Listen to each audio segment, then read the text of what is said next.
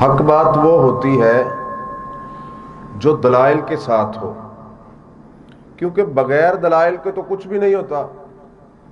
اب جو میں آپ کو حدیث بتانے لگا ہوں کہ محمد صلی اللہ علیہ وسلم کی سنت 8 رکعت تراویح مع وتر، اور صحابہ کرام حضرت عمر رضی اللہ تعالیٰ عنہ، حضرت ابی بن کعب رضی اللہ تعالیٰ عنہ اور دیگر صحابہ کرام، سب سے پہلے صحیح بخاری حدیث نمبر 1147 اور صحیح مسلم حدیث نمبر 738 اور سنن نبی داود حدیث نمبر 1341 اور سنن ترمذی حدیث نمبر 439، سنن نسائی حدیث نمبر 1697، مسند احمد حدیث نمبر 24073، اور یہ حدیث اور بھی بہت ساری کتب میں موجود ہے۔ امام بخاری رحمہ اللہ نے اس حدیث کے اوپر جو باب قائم کیا ہے وہ ہے باب قیام النبی صلی اللہ علیہ وسلم باللیل فی رمضان وغیرہ۔ تو حدیث کیا ہے؟ حضرت ابو سلمہ بن عبد الرحمن فرماتے ہیں کہ میں نے حضرت عائشہ رضی اللہ تعالیٰ عنہ سے پوچھا کہ اللہ کے نبی صلی اللہ علیہ وسلم رمضان المبارک میں کیا ان کی نماز تھی، کتنی رکعات پڑھتے تھے؟ تو حضرت عائشہ رضی اللہ تعالیٰ عنہ محمد رسول اللہ صلی اللہ علیہ وسلم کی نماز تراویح کے بارے میں بتا رہی ہیں۔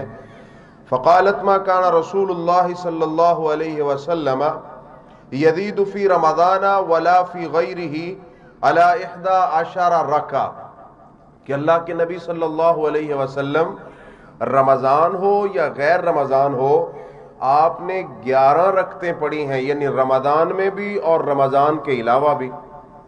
اب یہ حدیث صحیح ہے۔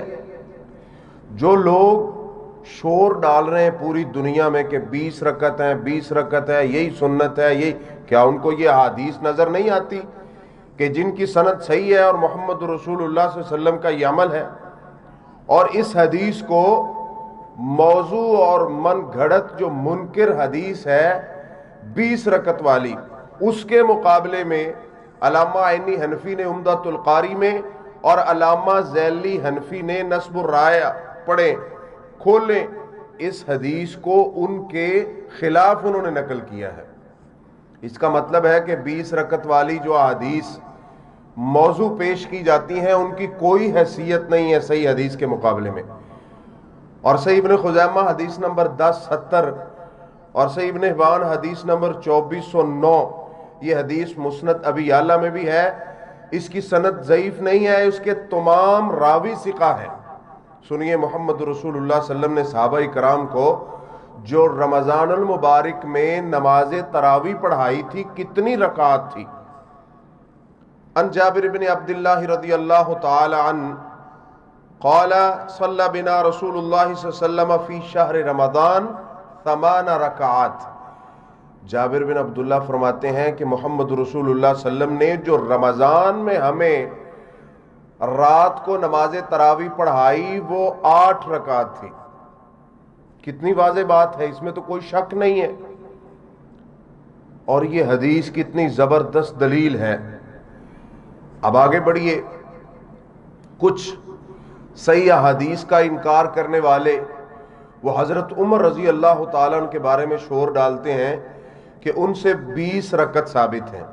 ذرا ان کے بارے میں بھی سن لیجئے کہ حضرت عمر رضی اللہ تعالیٰ عنہ نے کتنی رکعات پڑھی اور کتنی پڑھانے کا حکم دیا۔ موطا امام مالک حدیث نمبر 389، السنن الکبریٰ للنسائی حدیث نمبر 4670 اور السنن الکبریٰ للبیہقی حدیث نمبر 487، اور اس حدیث کے تمام راوی ثقہ ہیں۔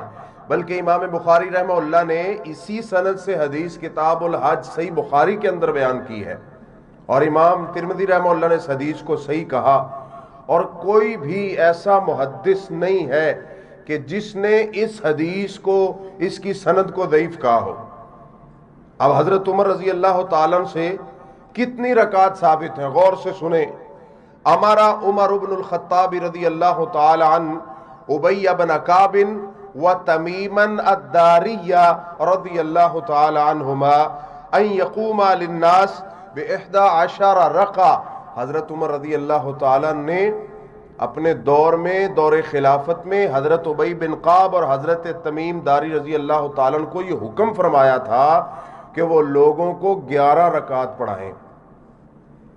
اب اس کے مقابلے میں جو حضرت عمر رضی اللہ تعالیٰ عنہ سے 20 رکعت والی حدیث پیش کی جاتی ہے، وہ تمام حدیث میں سے کوئی ایک بھی صحیح نہیں ہے، کسی کو بھی کسی محدث نے صحیح نہیں کہا۔ اور ان کے اپنے بزرگ احناف کے کہتے ہیں نا کہ بزرگوں نے فرمایا، اب اس اپنے بزرگ کی بھی سنو یا پھر چھوڑ دو ان کو کہ یہ ہمارے بزرگ ہی نہیں ہیں۔ اور یہ بڑی زبردست ڈوز ہے ان کے لیے جو صحیح حدیث کی مخالفت کرتے ہیں۔ ان کی کتاب اٹھائیے، العرف الشذی، جلد نمبر 1 صفحہ نمبر 166 پہ انور شاہ کشمیری حنفی دیوبندی لکھتے ہیں کہ یہ ماننے کے بغیر کوئی گنجائش نہیں ہے کہ محمد رسول اللہ صلی اللہ علیہ وسلم اور صحابہ کرام سے جو صحیح سند کے ساتھ صحیح حدیث سے ثابت ہے وہ 8 رکعت تراویح ہیں اور 3 وتر ہیں۔ اور جو 20 رکعت انور شاہ کشمیری کہتے ہیں، جو 20 رکعت کہتے ہیں، وہ تمام احادیث کی کوئی ایک سند بھی صحیح نہیں ہے۔ اب ہم تو نہیں کہہ رہے، یہ آپ کے بزرگ کہہ رہے ہیں۔ تو اس لیے میرے بھائیوں، تراویح 8 رکعت اور 3 رکعت وتر محمد رسول اللہ صلی اللہ علیہ وسلم کا طریقہ تھا۔ اللہ تعالی ہمیں سنت کے مطابق زندگی گزارنے کی توفیق عطا فرمائے۔ آخر دعوانا الحمدللہ رب العالمین۔